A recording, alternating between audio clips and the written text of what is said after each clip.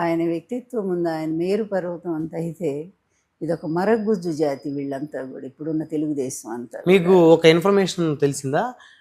నీరుకొండ దగ్గర ఎన్టీ రామారావు గారి 600 అడుగుల విగ్రహం కట్టాలని చంద్రబాబు నాయుడు గారు అనుకుంటున్నారు. అవును, ఇప్పుడు ఆయన దాదాపు ఇప్పుడు 4వ సారి ముఖ్యమంత్రి ఆయన.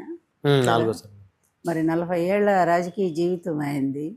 96 నుంచి ముఖ్యమంత్రి, మధ్యలో 10 ఏళ్ళు పోయితే మరి ఎప్పుడు ఎందుకు ఎన్టీఆర్ గారి కోసం ఏం చేశాడు మరి చెప్పాలి ఆయనకి. ఆయన 600 అడుగుల విగ్రహం, కృష్ణా జిల్లాకి ఎన్టీఆర్ గారి పేరు మన పార్టీగా అన్నటువంటి వ్యక్తి అసలు సంబంధం లేదు, కుటుంబానికి సంబంధం లేదు, పార్టీకి సంబంధం లేదు. చెప్పండి, రాజకీయ ప్రత్యర్థి, ఒక రకంగా రాజకీయ ప్రత్యర్థి.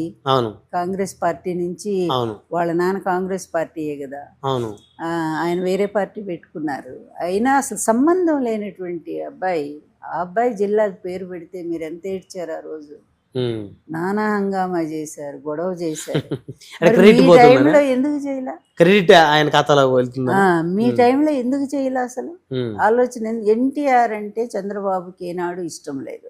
అవును, ఏనాడు నేను చెప్పడం కాదు, నెహ్రూ గారు ఏబిఎన్ ఇంటర్వ్యూలో, ఏబిఎన్కి ఇచ్చిన ఇంటర్వ్యూ మీరు ఒకసారి చూడండి, జరుగుతుంది కదా.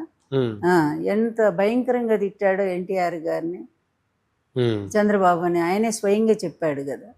ఎప్పుడంతే చంద్రబాబు నాయుడికి ఎన్టీఆర్ అంటే ఇష్టం లేదు.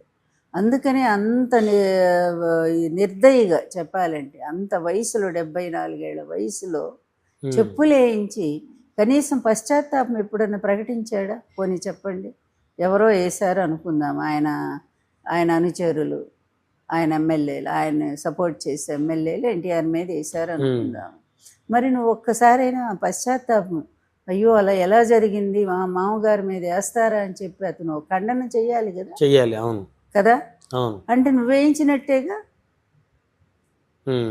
నువ్వే వేసి ఆయన అవమానం, అంటే అవమానంతో ఆయన చనిపోవాలని కదా. ఆ రోజు బాగా బాధపడి ఉంటారు కదా మేడం. బాధ ఏంటి, అదేగా ఆయన చివరి క్షణం వరకు ఎంత అల్లాడిపోయారో మాకు తెలుసు. అది ఆయన పరువుకు ప్రాణం ఇచ్చే మనిషి. అన్నిటినీ మించి బ్యాంకు ఖాతాలు, ఎన్టీఆర్ బ్యాంకు ఖాతాలన్నిటి మీద స్టే తీసుకొచ్చి స్తంభింపజేస్తే ఎవరి మనసు, ఎవరి గుండె నిలబడుతుందయ్యా? 17వ తారీఖు అదే కదా జరిగింది, ఆగస్టు 17. బ్యాంకు ఖాతాల మీద స్టే ఆర్డర్ తెచ్చి ఈయన రూపాయి కూడా వాడుకోకూడదు అని చెప్తే 6-7 గంటల్లో ఆయన చనిపోయారు, హార్ట్ అటాక్ వచ్చి. అవన్నీ ఒక్కసారి తలుచుకొని ఎంత మరి, who is the killer, who is the murderer? Madam ఇంత ఓపెన్, నీకు కత్తులు పెట్టి పడవలసిన పని లేదు, తుపాకీలతో కాల్చాల్సిన పని లేదు.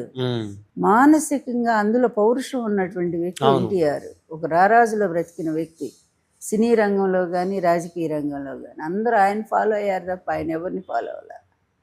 అలాంటి వ్యక్తిని మానసికంగా కుంగదీసి ఈ కుటుంబం అంతా దారుణంగా చంపేసి. మేడం, ఎన్టీ రామారావు గారు చనిపోయిన తర్వాత